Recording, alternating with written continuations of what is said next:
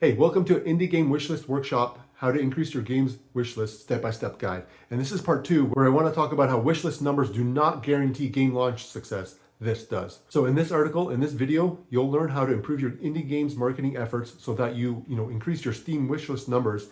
And the reason why you want, more wishlist is because when your game launches, Steam will email your fan, and then this will increase, your chances of a successful game launch, right? But however, just because a game dev reaches, this magical number of, 10,000 wish lists or more, it doesn't mean that their game launch will be a financial success. And if you ever read, indie game, postmortems, you know what I mean. A lot of small indie game devs said that, even though they reached a certain number of wish lists, it didn't seem to help, with game sales. So in part 2 of, this wish list workshop, I want to talk more about how it's not about, reaching a certain number and then, boom, all of a sudden you're guaranteed, a successful game launch. But there's actually a missing piece in this strategy. And today I want to start working on that missing piece. So if you're a small indie game dev and you're making a niche game, that's hard to sell and your game launch is, coming sooner than you thought, and you want to grow your wishlist numbers, then here's what you need to know and here's what you need to do. All right, in this part, I want to talk about an insight, and that is players who impulsively wishlist a game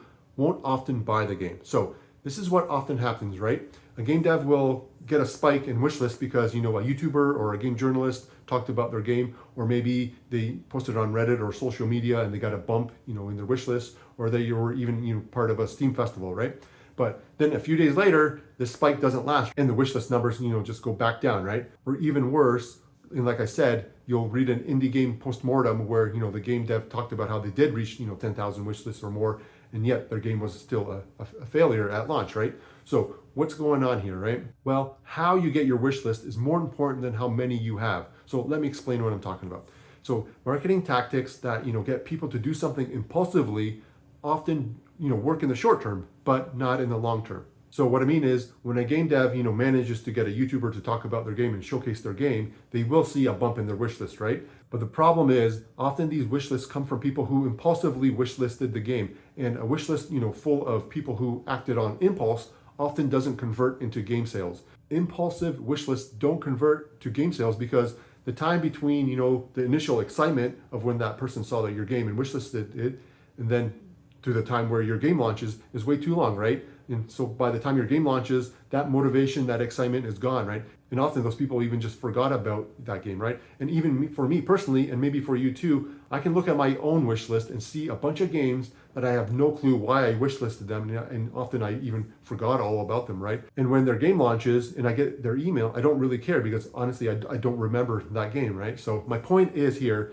reaching 10,000 wish lists or more does not guarantee your game will be a financial success at launch because there is a missing piece. So let's keep going, and I promise all of this will make sense. So what I want to talk about in this part is quality wish lists are more important than quantity. So you know how they say you should get 10,000 steps. Well, I can walk around in my living room, watching a movie and reach my 10,000 steps, or I can go hike a local trail outside with a buddy and only get 5,000 steps. So what's better for me in the long term in terms of my health, right? Is it getting 10,000 steps walking around in my living room, or is it going out with a friend, hanging out outside away from a screen and only getting 5,000 steps, right? Or think about it this way: I can spend 10,000 hours doodling and drawing whatever I want, or I can spend 5,000 hours deliberately practicing shading, blending, color, composition. So what would make me a better artist, right? Just doodling or deliberately practicing.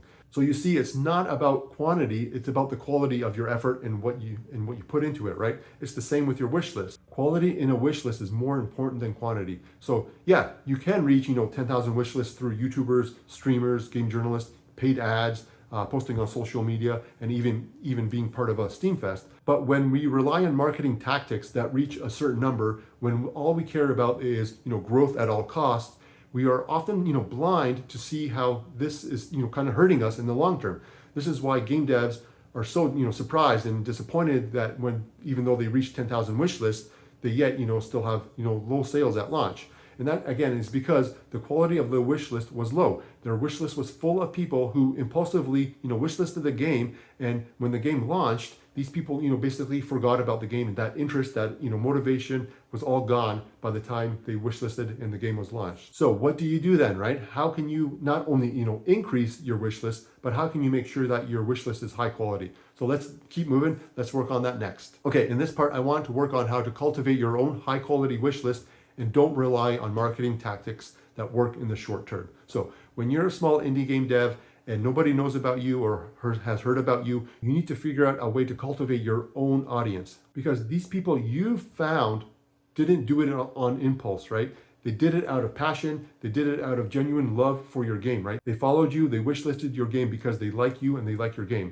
And these are the people who will remember you even when you had just a coming soon Steam page all the way to your game launch, right? These are the people who will engage with you and keep up with you during development. And these are the people who will, when they get your email, when your game launches, will remember you and will go buy your game. So in other words, it's a lot better to have, 5,000 diehard fans who wishlisted your game because of you than to have, 10,000 people impulsively wishlist your game because they saw you from a YouTuber, right? And don't get me wrong, I'm not saying don't approach YouTubers or game journalists or don't participate in a Steam Fest. Yes, these marketing tactics work too, right? But my point is you'll get better results if you don't take shortcuts and just focus on, growth at all costs. So in other words, when you just focus on the number and the growth at all costs, you'll start using tactics that will help you, shortcut your efforts, right? So what I mean is, it's a lot easier for a YouTuber to help you grow your wish list than it is to do it yourself. And that's why people, game devs do that, right? But this shortcut doesn't end up with the best results. It's like, me trying to get 10,000 steps walking around in my living room versus getting 5,000 steps hiking with a friend outside, right? It's a lot easier for me to just watch a movie and walk around in my living room than it is to, plan a hike with a friend, go to the trail, deal with the weather, climb the trail, put in actual physical effort and so on, right? But I'll get better results if I do it the hard way, right? And it's the same with increasing your wish list. Yes, cultivating your own audience is slow, it's hard, and it requires a lot of work, right? But you will get far better results than if you try to rely on marketing tactics like, YouTubers or Steam Fests. I guess my point here is that, slow, steady, long-term growth is the best strategy if you're a small indie game dev and nobody knows about you yet, right? And you want your wish list numbers to convert into sales when you launch, right? Okay, so then how do you cultivate your own high quality audience that will, wishlist your game and then buy it at launch, right? Well, let's work on that strategy next. All right, in this part, let's work on a wishlist workshop strategy. Basically, look for players looking for you. So in part 1 of the wishlist workshop, I talked about how relationship building is the fundamental core building block of all your marketing, right? And if you can learn how to cultivate your own audience, then all your marketing efforts will be more effective. And the reason why they'll be more effective is because your audience will be full of high quality fans and not just people who just, impulsively wishlisted your game, right? Okay, before we move on, I want to just do a quick recap of part 1. And that is, first, find common ground with players so that any marketing you create will resonate with your target player. So, and then number 2 is go where your players hang out. And that is, basically your Steam community hub. And number 3 is commit to 1 hour a week into cultivating your Steam community hub by posting updates about your game and making, posts focused on the player interest and less about your interest, right? Again, the idea here is to engage with people to start building that relationship. And to help you do that, to build that relationship, I gave you 11 questions you can answer and then basically use that as content in your Steam community hub. So now in part 2, today, I want to build upon what we learned in part 1. And remember, if you want your indie game to find players and grow your wish list, then you need to focus on relationship building and less on, marketing tactics, right? Because remember, the quality of your wish list is more important than the quantity. Okay, so how do you do this exactly? How do you find quality fans that will wishlist your game? Well, the answer is to look for players that are looking for you. Okay, that's great, right? But how do you do that exactly? Well, let's start working on making your game more marketable. And what I mean by more marketable is 1, your game is easy to find on Steam, so that's why I have you posting on your Steam community hub, because the more you put content out there, the easier it is for your players to find you.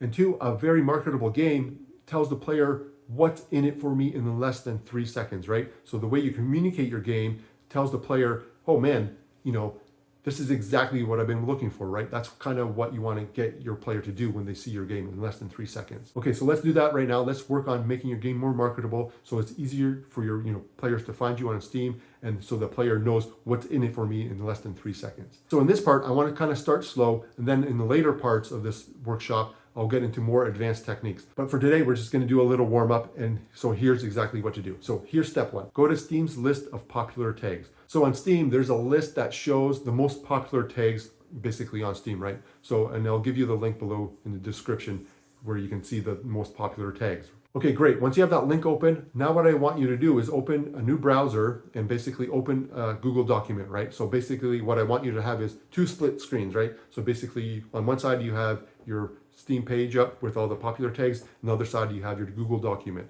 So this will make it easier for step 2. And the reason I want you to do this is because in step 2, I want you to pick out 15 to 20 Steam tags that describe your game. So now what I want you to do is to go through that Steam, tags list and pick 15 to 20 tags that, describe your game best. And don't stuff, your tags list, pick the tags that truly describe your game and don't, look for filler tags, right?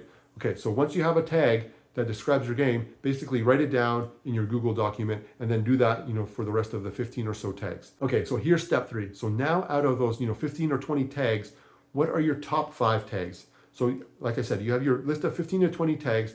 Now what I want you to do is to go through your list and pick out your top 5. So basically below your list of your 20, make a list of your top 5. So now in step 4, if you can, go change your game Steam tags to make sure that your top 5 are the first 5 on your Steam page. Why do this, right? Well, the reason you're doing this is because if you want to look for players looking for you, if you want higher quality wish lists, if you want your game launch to be a financial success, you need to start creating communications that reach out and engage with your target player. That's why in part 1 I had those 11 questions for you to answer and post in your community hub, because you want to start getting people to find you and to start engaging with you, right? But also, when a person lands on your Steam page, you also need to make it easy for your player to know, what's in it for me. And again, like I said, you have 3 seconds or less to do that, right? So the very first step into, communicating what's in it for me is to clearly define exactly what your game is. Because if a person knows exactly what's in it for me, they're not going to forget about you when they wishlist your game, right? So when your game launches and they get that email, they will be more likely to buy your game because they didn't wishlist your game out of impulse. They did so because they genuinely wanted to play your game because it told them what's in it for me, right? So this is why I want you to go change your Steam tags to match your top 5, right? It's important to do this because you want to optimize your Steam page this way because you want to make it easy for players not only to find you, but also so they know exactly what they're going to get when they play your game and buy your game, right? And this is the first step. We'll work on more advanced techniques later in other parts, but for now, what I want you to know that the goal here isn't trying to appeal to everybody, right? If you try to appeal to everybody, you'll attract nobody. But by narrowing your focus and only trying to attract, a certain type of player, your target player, then this will increase the quality of your wish list, right? All right, so here's your action step right now to help you increase your game's wish list. So I put together a Wishlist Workshop Part 2 blueprint. So inside this blueprint, you'll get everything you've learned here, in this video, and I put it all in one page so that's easy to follow and easy to do, right? All right, so do that right now. Download that blueprint and start working on it, and I'll see you in Part 3. Thanks for watching. Thanks for listening. Again, my name is Dariusz, and I hope this advice helps you increase your wish list. All right, talk to you later. Bye.